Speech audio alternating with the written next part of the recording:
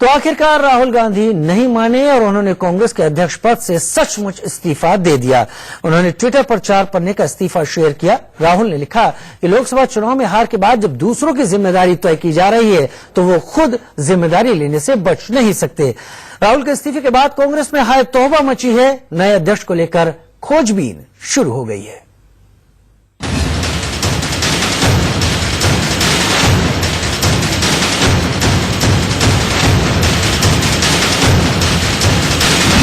राहुल गांधी ने जो कहा वही किया। न कार्यकर्ताओं की फरियाद सुनी, न नेताओं की मिन्नतें, न मां सोनिया की सलाह मानी, न शागिर्दों की समझाइशी असर डाल सकी।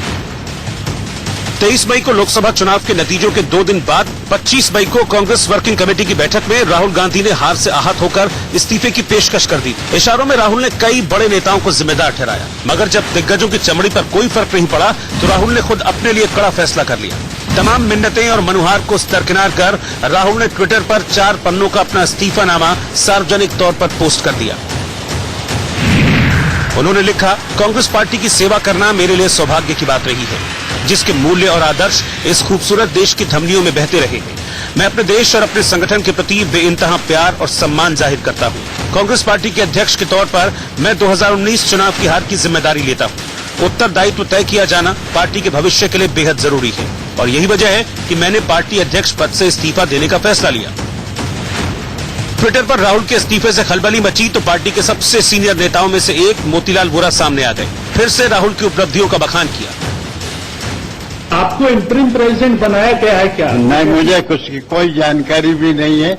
ये तो लोगों ने मुझे पूछा, मैंने कहा मुझे तो कोई जानकारी नहीं है। वर्किंग कमेटी की बैठक में ही तो सारा निर्णय होता है, हमेशा आज तक होता रहा और कांग्रेस कॉन्स्टिट्यूशन के हिसाब से कांग्रेस प्रेसिडेंट का निर्णय उसी में होता है। मगर राहुल अपने इस्तीफे में बात लिख चुके हैं कि ऐसी बातों से कांग्रेस का भला नहीं हो सकता। उन्होंने लिखा है, पार्टी को फिर से मजबूत करने के लिए कुछ सख्त फैसले लेने होंगे। 2019 की नाकामी के लिए कई लोगों की जिम्मेदारी तय करनी होगी। ये नाइंसाफी होगी कि बाकी लोगों की जिम्मेदारी तय की जाए और पार्टी अध्यक्ष के तौर पर मेरे उत्तरदायित्व को नजरअंदाज किया जाए। राहुल ने अपने इस्तीफे में कांग्रेस मुक्त भारत का नारा देने वाली बीजेपी की विचारधारा पर भी सवाल उठाए हैं। मेरी लड़ाई कभी भी केवल राजनीतिक सत्ता के लिए नहीं रही है। बीजेपी के खिलाफ मेरे अंदर गुस्सा या नफरत नहीं है, लेकिन मेरे शरीर का कतरा कतरा भारत के उनके विचार का विरोध करता है। जहां वो मतभेद ढूंढते हैं वहां मैं समानता तलाशता हूं। जहां वो नफरत देखते हैं वहां मैं प्रेम देखता हूं। जहां वो डर देखते हैं वहां मैं भरोसा तलाशता हूं।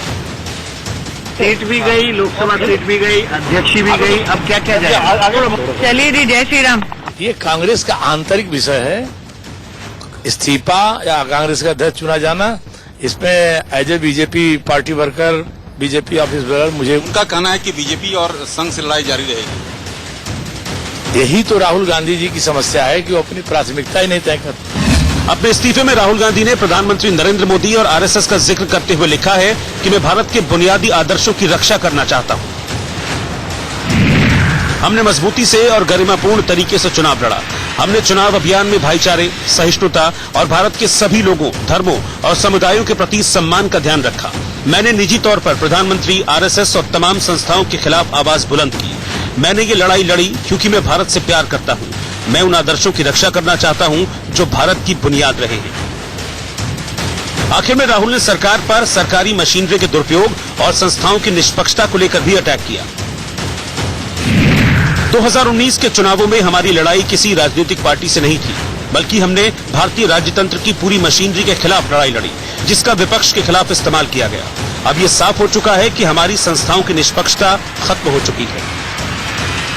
मगर सबसे बड़ा सवाल ये है कि क्या राहुल के इस्तीफे से कांग्रेस का वंशवाद खत्म होगा? राहुल के इस्तीफे से कांग्रेस में नए बदलाव की आंधी आएगी?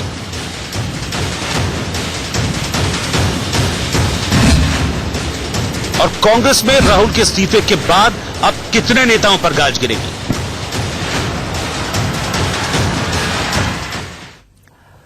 वहीं राहुल गांधी के अध्यक्ष पद छोड़ने के बाद कांग्रेस के अंतरिम अध्यक्ष को लेकर